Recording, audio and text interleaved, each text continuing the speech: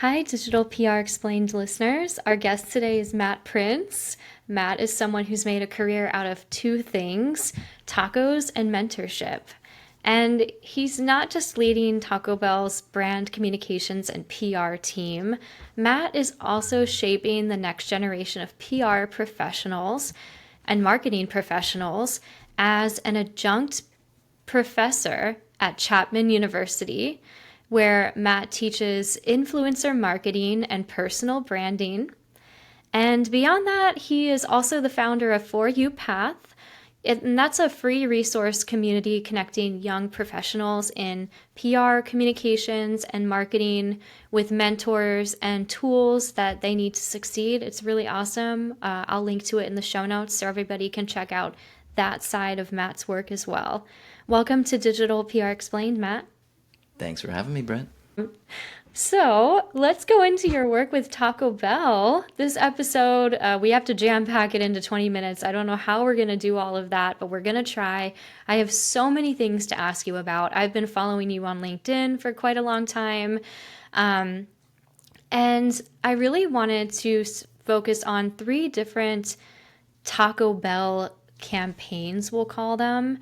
Let's first start with the Taco Bell Cantinas and the early retirement community. I think that's actually when I first saw or learned about you through, I believe, PR News, if I'm not mistaken.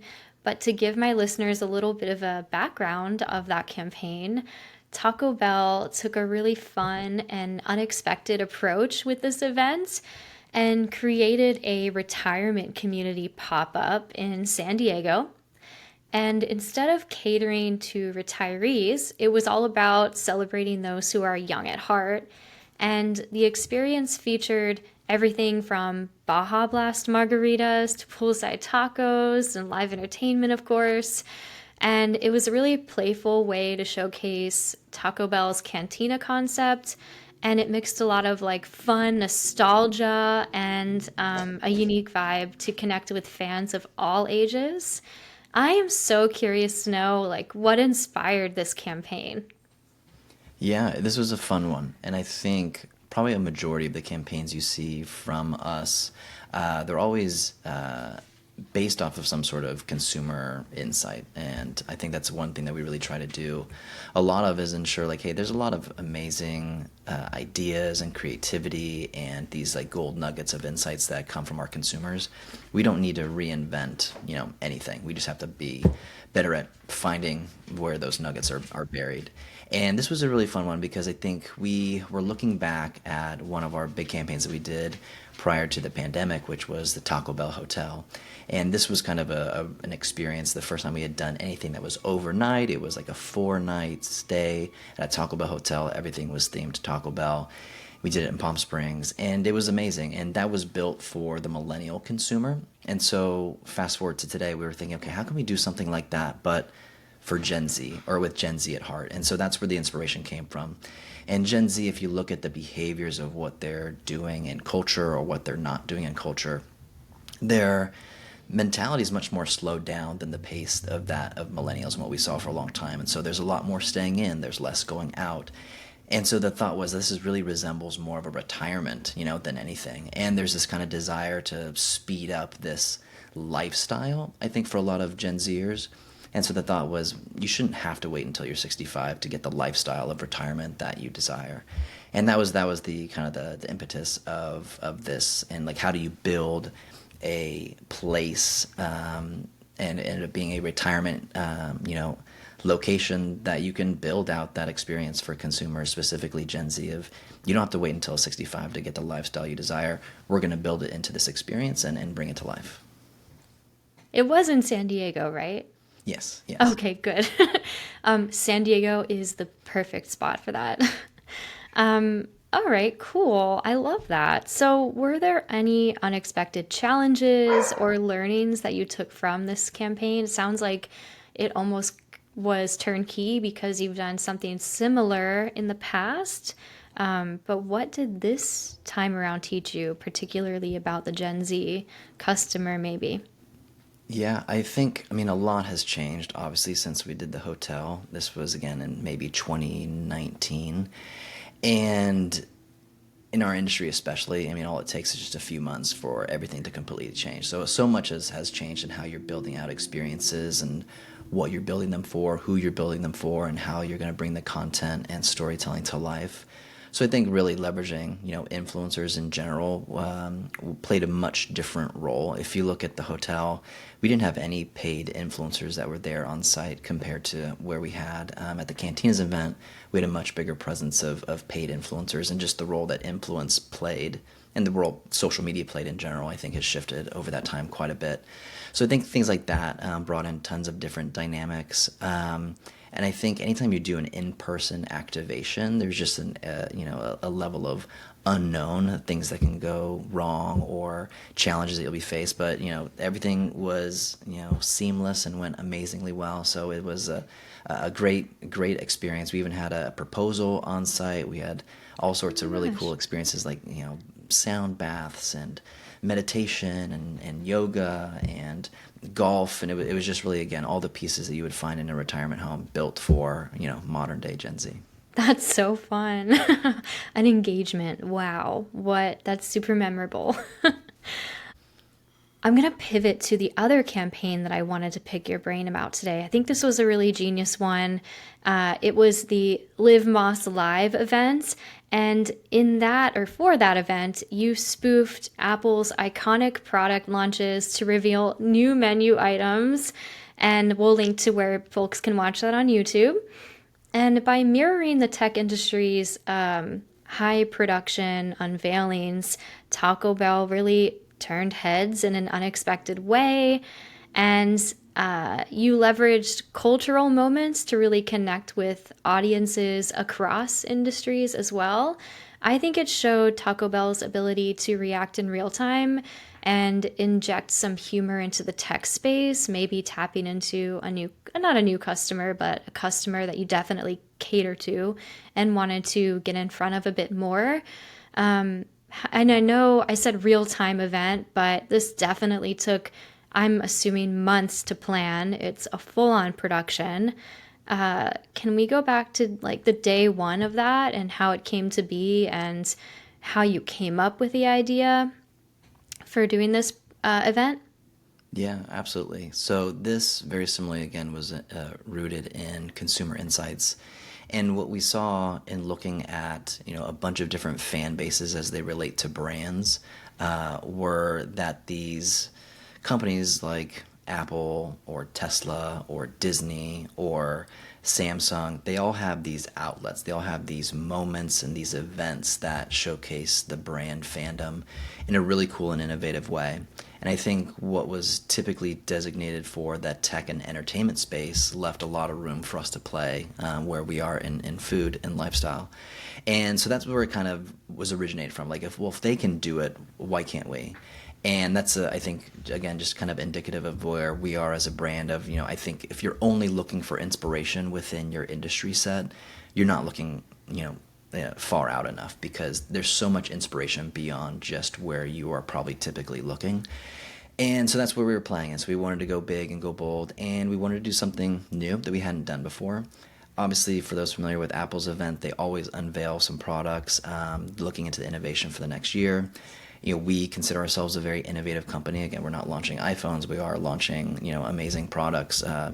And we wanted to kind of to do the same thing. So we did it, and this, from a communication standpoint, was very different than anything we'd ever done before as well.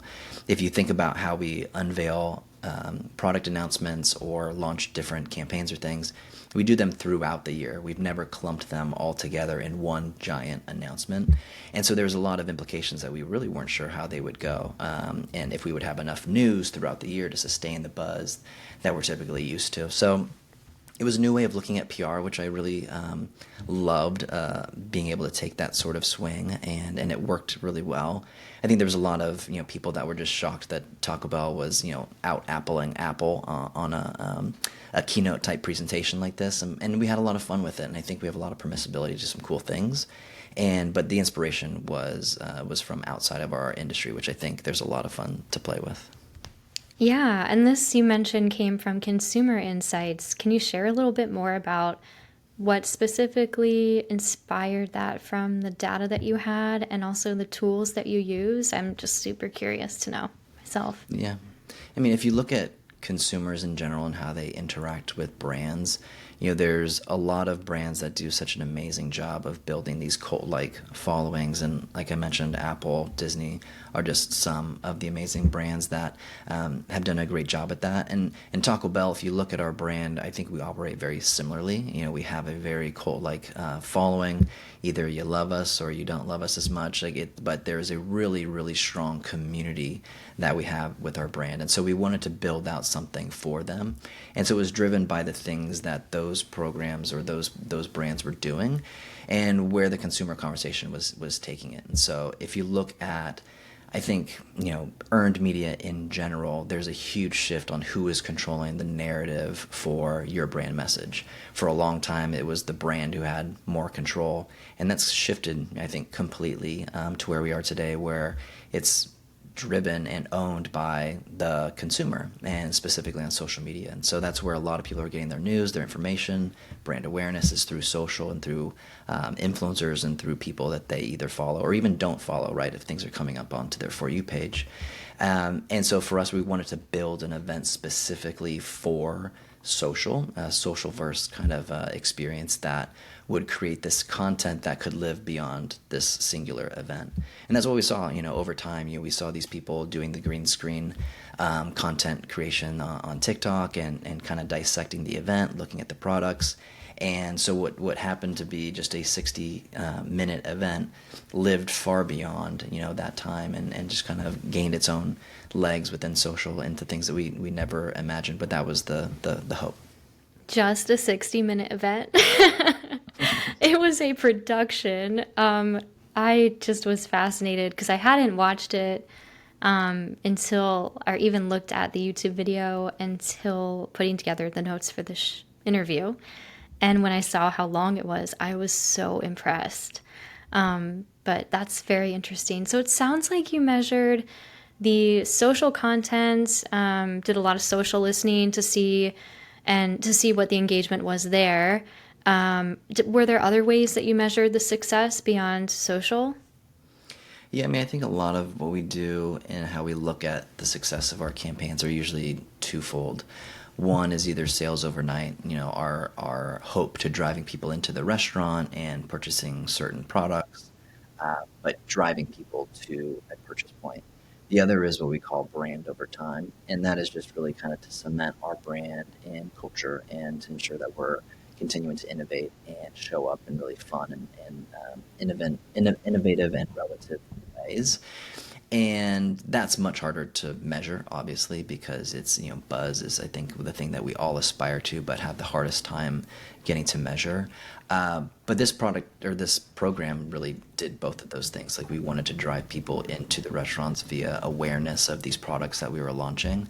But we also wanted to do something fun and innovative that when people think of Taco Bell, they think of a fun and innovative and culturally relevant brand. So both of those things I think are equally as important. They're not always going to have both. Sometimes you're going to have one, sometimes you're going to have the other. But for us, just the sentiment that we saw, the headlines that we saw come through it of, again, Taco Bell outdid Apple in their own keynote event. I mean, something like that. It's really hard to measure the impact of something like that beyond just the headline. You have just a really clear vision for a brand that's looking to the future, and people are going to connect with us in a much different way because of it. Yeah, awesome. That's really cool. So I want to end with a final campaign because it's worth, we only have 5 minutes, but I think this other campaign that I wanted to talk about today is super worthwhile. I think it was huge of you all to do this.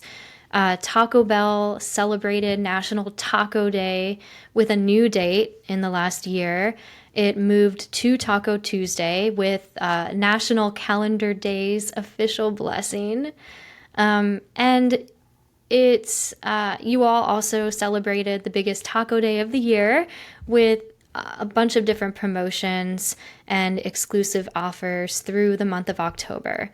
How did you make that happen? Where do I even begin here? Yeah, this was a fun one. This one probably takes us back to last year, earlier in last year, and the fight for Taco Tuesday. So a lot of people didn't know it, but Taco Tuesday, the term Taco Tuesday was trademarked. And it had been trademarked for over 30 years. And it was one of those phrases that had become so common in today's nomenclature that it felt that no one should own that, right? It was limiting small businesses or big businesses like Taco Bell to small mom and pop shops from using that marketing term, and it was impacting a lot of people. And the thought was, no one should own it. It should be free, and it should be free for the people that love tacos. And so we put together a campaign then to free Taco Tuesday, and we basically took that term and took it all the way to court to free the term, and we ended up winning, and we were able to free Taco Tuesday. And so I start there because freeing Taco Tuesday allowed us to do this next initiative, which was moving National Taco Day. And I remember soon after we were talking about freeing Taco Tuesday, someone had said, "Oh man, it's too bad that National Taco Day doesn't fall on a Tuesday next year because we could do some more work around some of that stuff." And I remember sitting there, I'm like, well, why can't it be on a Tuesday?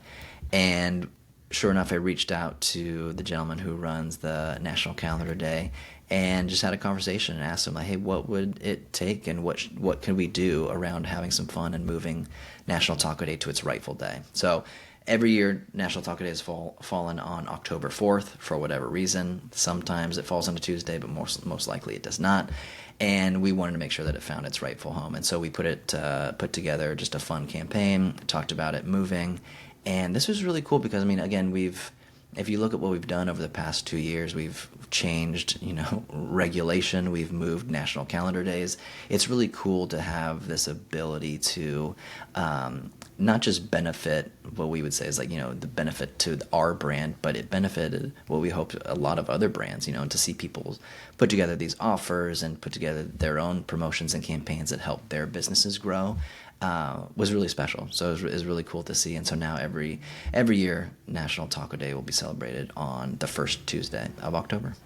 Very cool. And is this October Drops initiative, is that going to be something that you do every year, do you think?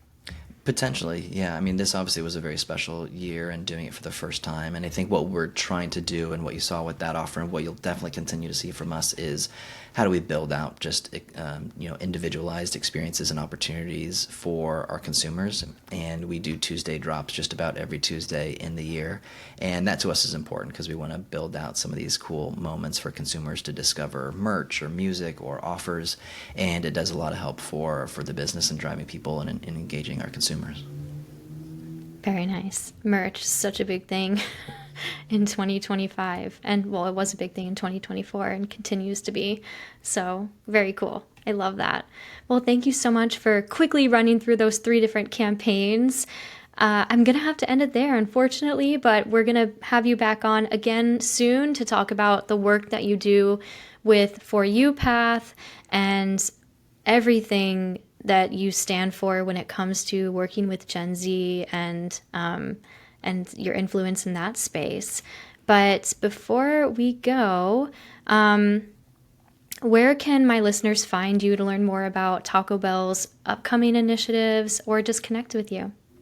Yeah, obviously social media is the best spot, so you can find me on LinkedIn or TikTok or Instagram. Just search my name. And obviously Taco Bell at Taco Bell on all the channels for all the latest and greatest and cool things that we're doing. Nice. Thank you so much, Matt. Thanks, Britt.